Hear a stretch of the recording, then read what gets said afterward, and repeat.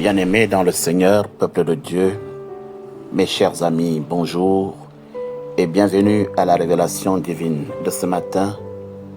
Révélation divine qui aura pour titre « Fais toujours du bien autour de toi, évite de faire du mal ». Fais toujours du bien autour de toi et évite de faire du mal. Je vous propose, mes chers amis, de lire dans l'évangile de Matthieu, chapitre 25, à partir du verset 31 jusqu'au verset 46. Compte tenu de la longueur du texte, je ne lirai pas tout, mais vous-même, lorsque vous aurez du temps, je vous conseille vivement de lire cette histoire. Voici ce qui est écrit. Lorsque le Fils de l'homme viendra dans sa gloire, avec tous les anges, il s'assiera sur le trône de sa gloire. Toutes les nations seront assemblées devant lui. Il séparera les uns d'avec les autres, comme le berger sépare les brebis d'avec les boucs. Et il mettra les brebis à sa droite et les boucs à sa gauche. Alors le roi dira à ceux qui seront à sa droite, « Venez, vous qui êtes bénis de mon Père, prenez possession du royaume qui vous a été préparé dès la fondation du monde. Car j'ai eu faim et vous m'avez donné à manger. J'ai eu soif et vous m'avez donné à boire. J'étais étranger et vous m'avez recueilli. J'étais nu et vous m'avez vêtu. J'étais malade et vous m'avez visité. J'étais en prison et vous êtes venus vers moi. » Les justes lui répondront, « Seigneur, quand t'avons-nous vu avoir faim et t'avons-nous donné à manger? Ou avoir soif et t'avons-nous donné à boire? Quand t'avons-nous vu étranger et t'avons-nous recueilli? Ou nu et t'avons-nous vêtu? Quand avons-nous vu malade ou en prison et sommes-nous allés vers toi? » Et le roi leur répondra, « Je vous le dis, en vérité, toutes les fois que vous avez fait ces choses à l'un de ces plus petits de mes frères, c'est à moi que vous les avez faites. » Ensuite il dira à ceux qui seront à sa gauche, « Retirez-vous de moi, maudits, allez dans le feu éternel qui a été préparé pour le diable et pour ses anges. » Parole du Seigneur. Bien-aimés, peuple de Dieu, mes chers amis, une fois de plus, bonjour. Et que la paix du Seigneur, qui surpasse l'intelligence des hommes, reste et demeure en chacun de vous et en nous tous, dès à présent, demain et pour des siècles et des siècles. Amen. Pour vous servir ce matin, je suis le pasteur Franky Evinondois. Mes chers frères et sœurs, peuple de Dieu, le texte que nous avons lu n'est pas nouveau. Il n'est pas étrange pour chacun d'entre vous. Au moins une fois dans votre vie, vous l'avez lu ou avez entendu lire. Le Seigneur nous montre, dans le texte que nous avons parcouru, deux actions. Des actions que nous vivons dans le quotidien. Il nous montre très clairement que ces actions et même nos omissions sont dans la plupart des cas contrôlées et notées par le Seigneur. Tout ce que tu fais dans ce monde, le Seigneur voit. Tout ce que tu fais dans ce monde, le Seigneur note. Ce que tu ne fais pas, le Seigneur note. Ce que tu fais bien, le Seigneur note. Ce que tu fais mal, le Seigneur est là. Mes chers frères et sœurs, les deux catégories de personnes qui sont en cause dans le texte ne savaient pas, ne pouvaient pas savoir que ce qu'elles faisaient pendant qu'elles étaient en vie dans ce monde allait rejaillir un jour auprès de Dieu. Ils ne pouvaient jamais le savoir, comme toi aussi. Tu ne peux pas savoir que la moindre action que tu poses dans ce monde peut avoir auprès de Dieu des conséquences terribles. L'œil de Dieu est partout. La caméra de Dieu surveille tout. Tout ce que nous vivons au quotidien nous sera rediffusé lorsque nous serons en face du Seigneur. C'est pour cette raison que certains ont souvent parlé de la caméra de Dieu, la télévision de Dieu. Lorsque tu passeras devant le jugement, on ne va pas aller prendre des choses des autres. On va repasser devant toi le film de ta vie. On va repasser devant toi le film des actions que tu as eu à poser dans le monde.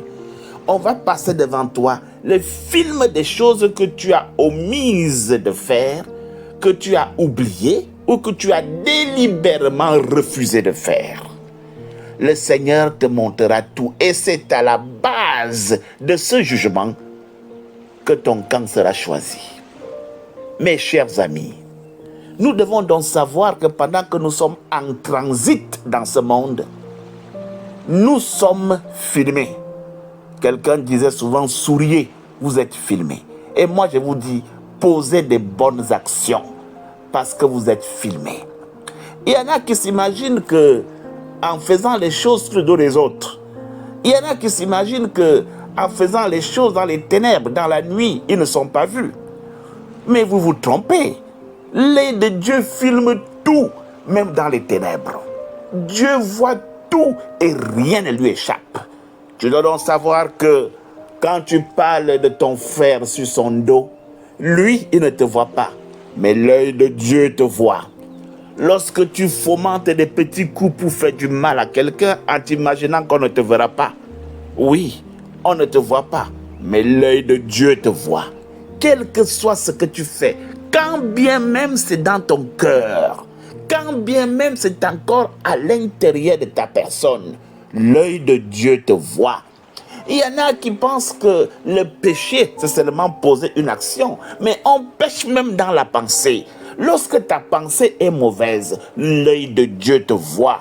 Et cet œil-là va te reproduire tes actes lorsque tu passeras devant la table du Seigneur.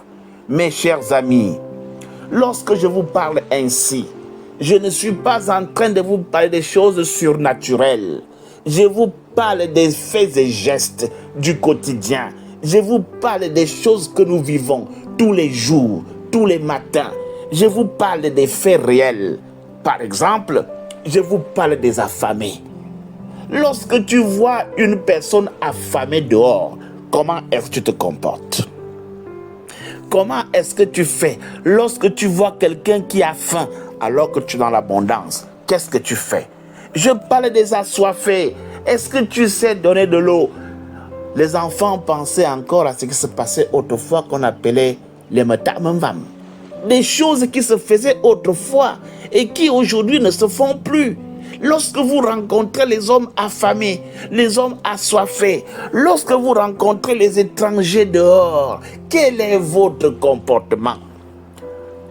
L'affaire de Dieu, là, ce n'est pas compliqué. Et ne vous imaginez pas que lorsque le jugement viendra, on va vous sortir les encyclopédies. Non, on va nous sortir les choses basiques que nous rencontrons tous les jours. On va nous parler de ceux qui n'ont même pas où dormir. Comment est-ce que tu traites les gens devant toi? On va te parler des malades. On va te parler des prisonniers. On va te parler de ce que tu vis au quotidien. Rien ne sort de l'ordinaire. Mes chers amis, ne vous inquiétez pas. Le Seigneur est là. Il te suit comme une ombre.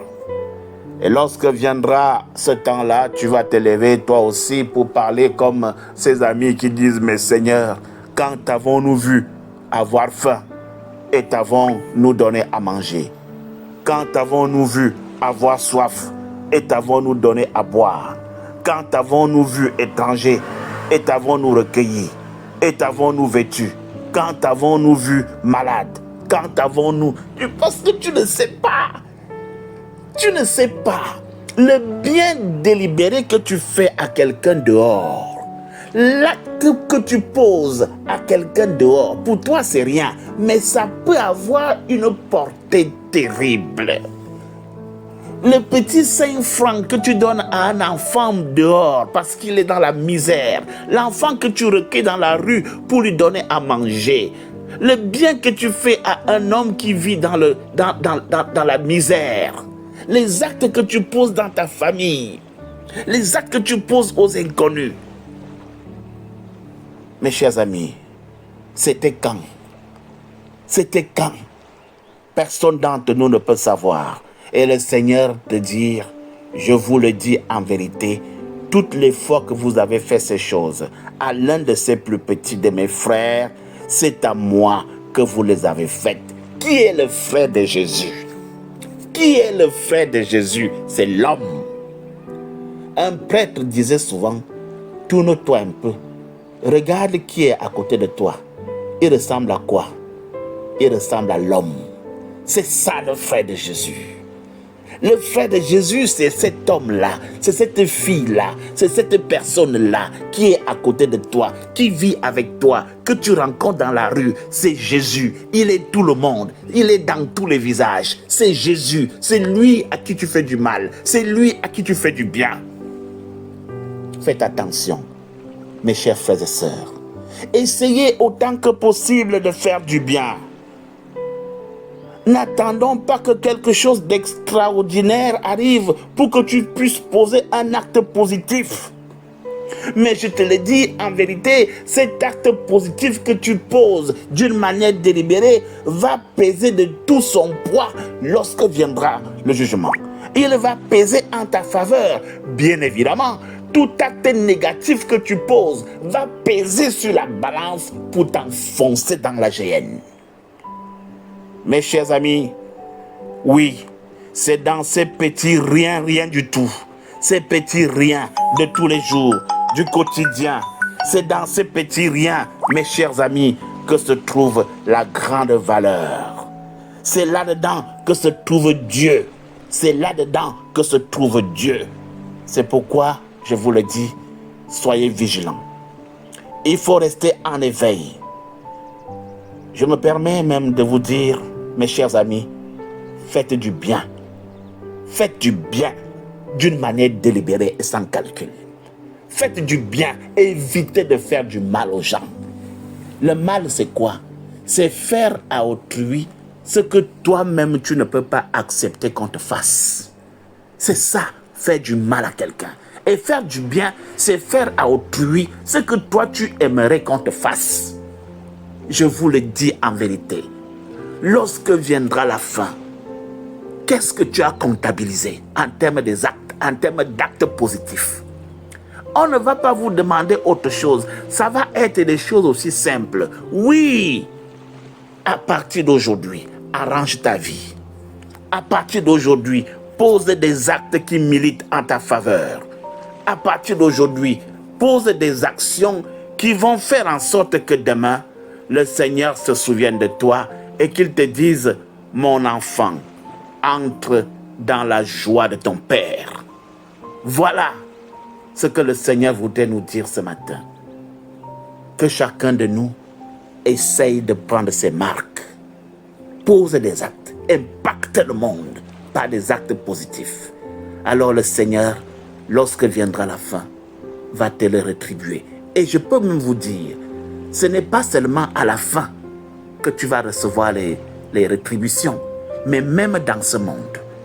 Quand tu fais du bien, quelle que soit l'ingratitude de ceux à qui tu fais du bien, je vous le dis en vérité, le Seigneur finit par vous le rendre d'une manière ou d'une autre.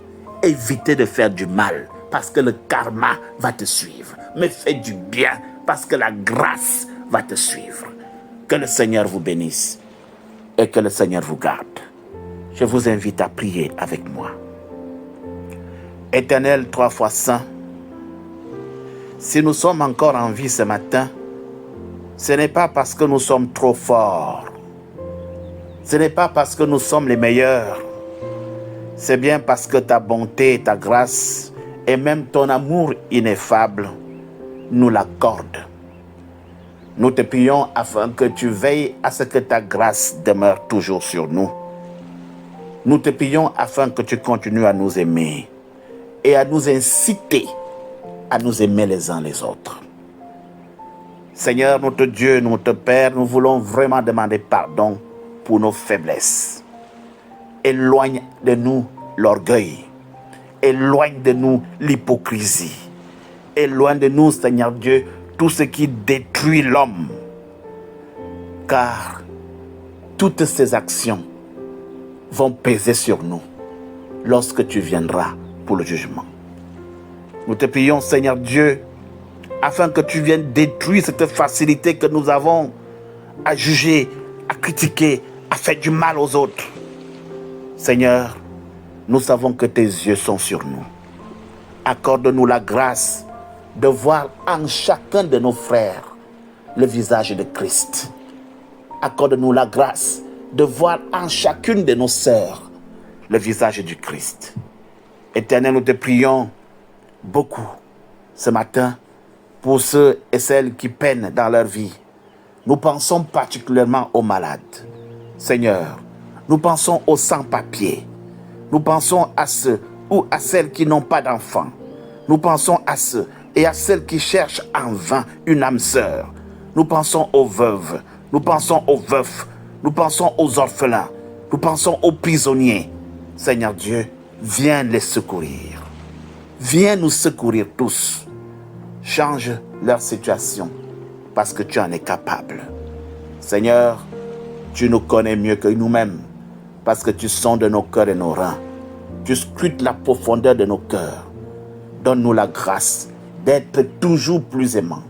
Donne-nous la grâce de faire toujours du bien et de fuir le mal. Seigneur, reste avec nous et sème en nous les graines de miséricorde et de pardon. Reste avec nous, Seigneur. C'est au nom de ton Fils Jésus-Christ, notre Seigneur et Sauveur, que nous t'avons prié. Amen. Bien-aimés dans le Seigneur, peuple de Dieu, voilà la révélation divine de ce matin. Au revoir et à demain pour une nouvelle révélation divine.